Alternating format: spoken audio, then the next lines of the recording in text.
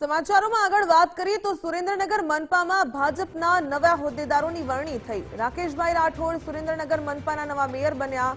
Smitaben રાવલને deputy mayor તરીકે જવાબદારી મળી તો નિખિલભાઈ ચાંપાનેરી કારોબારી સમિતિના નવા ચેરમેન બન્યા। પિન્ટુબેન આસાણીયા શાસક પક્ષના નવા નેતા બન્યા છે તો સ્વાતિબેન માંડલિયાને પક્ષના નવા દંડક તરીકે નિમણૂક પામ્યા। ભાજપના આગેવાનોએ તમામ હોદ્દેદારોને શુભેચ્છા પાઠવી। 52 બેઠકોમાંથી 51 બેઠકો પર ભાજપ વિજયી થયું હતું ત્યારે કોંગ્રેસને સુરેન્દ્રનગર મનપામાં માત્ર 1 બેઠક મળી હતી।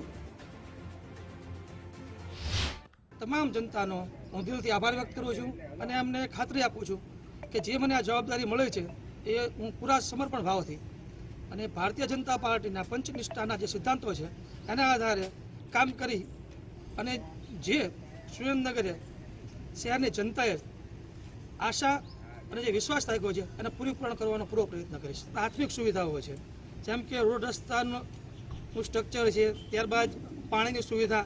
ઘણા ખરા વિસ્તારોમાં હજી પાણી પૂરતા પ્રમાણમાં પહોંચતું નથી, ગંદા પાણીના પણ પ્રશ્નો છે। ત્યારબાદ ડ્રેનેજના ઘણા બધા વિષયો છે। ત્યારબાદ ખાસ કરીને સ્વચ્છતા, ટ્રાફિક અને વૃક્ષો, આ 3 વસ્તુ એવી છે કે જે આપણા સુરેન્દ્રનગરને ખાસ જરૂરી છે। પણ આમાં તંત્ર ગમે એટલું કામ કરે 100% કામ પૂરું કરી ન શકે જો તેમાં પ્રજા જાગૃત ના હોય તો ખાસ કરીને પ્રજાને આ 3 વિષયો માટે જાગૃતિકરણના ખાસ કાર્યક્રમો કરવા છે અને યુવાનોને જોડી અને આ 3 વિષયો ખૂબ સારી અને સુદૃઢ રીતે આગામી દિવસોમાં થાય એવા પ્રયત્નો કરવામાં આવશે। જિલ્લાના યુવા મોરચાના પૂર્વ અધ્યક્ષ સ્વર્ગસ્થ મુકેશભાઈ રાઠોડના ભાઈ શ્રી રાકેશભાઈ રાઠોડની મેયર તરીકે વરણી કરવામાં આવી છે। એવી જ રીતે ડેપ્યુટી મેયર તરીકે સુરેન્દ્રનગર જિલ્લા ભાજપના ઉપપ્રમુખ તરીકે 2 ટર્મ, મહિલા મોરચાના મંત્રી મહામંત્રી તરીકેની જવાબદારી નિભાવી છે એવા સંગઠનના કાર્યકર્તા બેન સ્મિતાબેન રાવલની નિમણૂક કરવામાં આવી છે।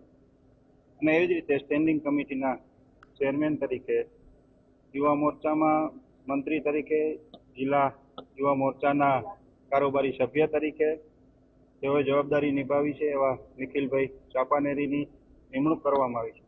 અને શાસક પક્ષના નેતા તથા દંડક તરીકે